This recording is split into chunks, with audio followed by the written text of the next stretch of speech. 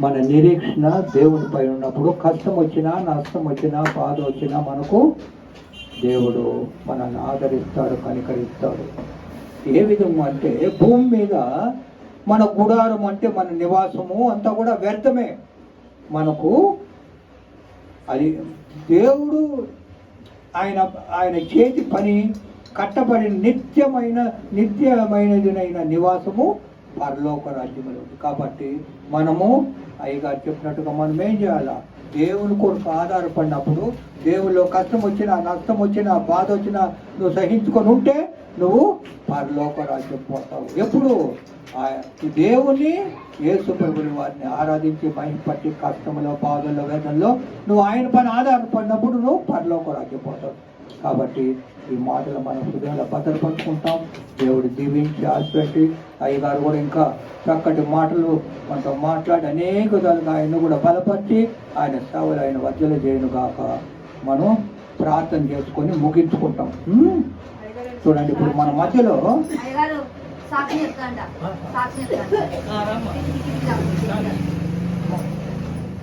పైన పైన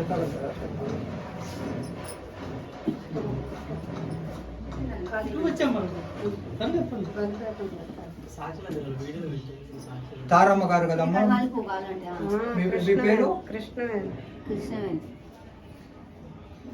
దేవుడు నామానికి వందనాలు. క్షమాన్ని ఇచ్చిన అయ్యగారికి, కూడి వచ్చిన బిడ్డలకి అందరికీ వందనాలు. చెప్పబోయే సాక్ష్యం ఏంటంటే, మేము ఈ గ్రామానికి హైదరాబాద్ వచ్చి మేము 2 సంవత్సరాలు అయ్యింది. ఇంతవరకు మేము దేవుళ్ళలోనే ఎంతవరకు ఎదిగాము. మేము మోసాన్ గారి ద్వారానే గుంటూరులో బాప్టిషన్ తీసుకున్నాము. మా అబ్బాయిని తిమోతి అని పెట్టాము. దేవుడిలో మేము ఎదిగాము, కానీ దేవుడు మాకు అపవాది సింహం వాళ్ళే గద్దించుకొని అయ్యగారు చెప్పినట్టుగా వాక్యము మేము మెట్లు ఎక్కాలనుకుంటున్నాం, కానీ దేవుడు పడేసేస్తాడు. నిమిత్తం మీద సాతాన్లో మేము ఓడిపోతాము. మా కొరకు మీరు అందరు ప్రార్థన చేయండి. అలాగా ఇప్పుడు నేను బాలనగర్లో డ్యూటీకి వెళ్ళేదాన్ని. అలాంటిది ఇప్పుడు నిమిత్తం మీద ఆయన తీసాడో మాకు తెలియదు.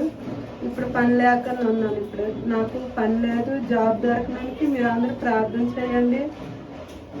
మా కుటుంబం కొద్ది స్వాధంలో ఉంది. పిల్లలు ఒక దగ్గర, మేము ఒక దగ్గర ఉన్నాము. తల్లి నలుగురు ఒక దగ్గర ఉండాలి, ఒక పడవలో ఉండాలని ఎంతో ఆశపడుతున్నాను. కానీ పిల్లలు స్వాధంలోనే విరుక్కుంటాడు. అపాయంలో నిందలు, అవమానాలు చాలా గురైపోతాను. కానీ మా కొరకు మీరు ప్రార్థన చేస్తారని ఈ చిన్న ప్రార్థన పరమందం చేసుకుంటున్నాను.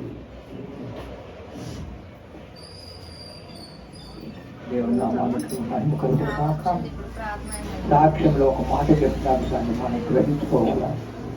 ఆమె పనుల కొరకు మనం ప్రార్థన చేయాలా. కుటుంబంతో ఏకరీతిగా కలిసి ఉండాలా దేవుని సన్నిధిలో. కాబట్టి మనం అందరూ కూడా ప్రార్థనలో పెడతాము. మన ప్రత్యేకంగా రోతమ్మ గారు మన మధ్యలో ఉన్నారు, ప్రార్థన చేస్తారు. మనం ముగించుకుంటాము.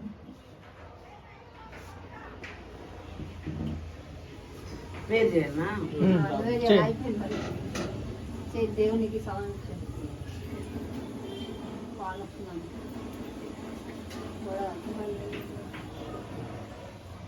నాకు వచ్చింది ఒక చిన్న పాట.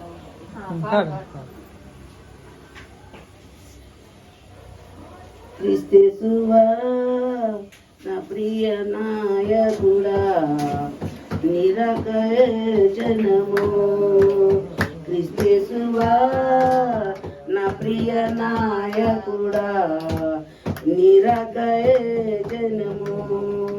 మధ్యాకాశములో పరలోక దూతలతో వచ్చేవేళ, క్రీస్తేసువా నా ప్రియ నాయకుడా, నిరకయ జనము.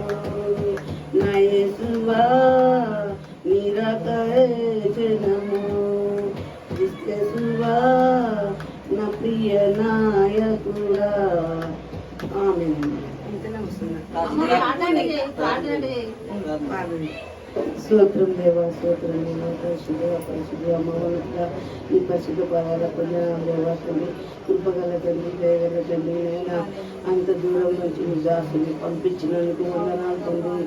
అయ్యా తండ్రి, చిన్న దాసుని పెద్ద దాసుని అందరికీ వందనాలు తండ్రి. నైనా మాకు పంపించి తండ్రి ఆహారం మాకు పంచుతున్నాను తండ్రి. నైనా నీకు స్తోత్రం ఉన్నాను తండ్రి.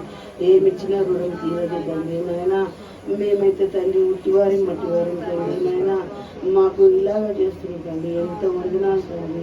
స్తోత్రం దేవా తండ్రి. నీ దాసుని దీవించి ఆశీర్వదించు, బిడ్డలను కొడుకులను దీవించి ఆశీర్వదించు, చిన్న దాసుని కూడా దీవించి ఆశీర్వదించు తండ్రి. అయినా యేసయ్య మమ్మల్ని అందరినీ కూడా ఇప్పుడు మమ్మల్ని అందరినీ దీవించి ఆశీర్వదించి నీ కృపతో మాకు నింపి పంపించమని యేసు పరిశుద్ధ నామముల అతిమినంగా బతిలాడి వేడుకుంటున్నాను తండ్రి. ఆమేన్.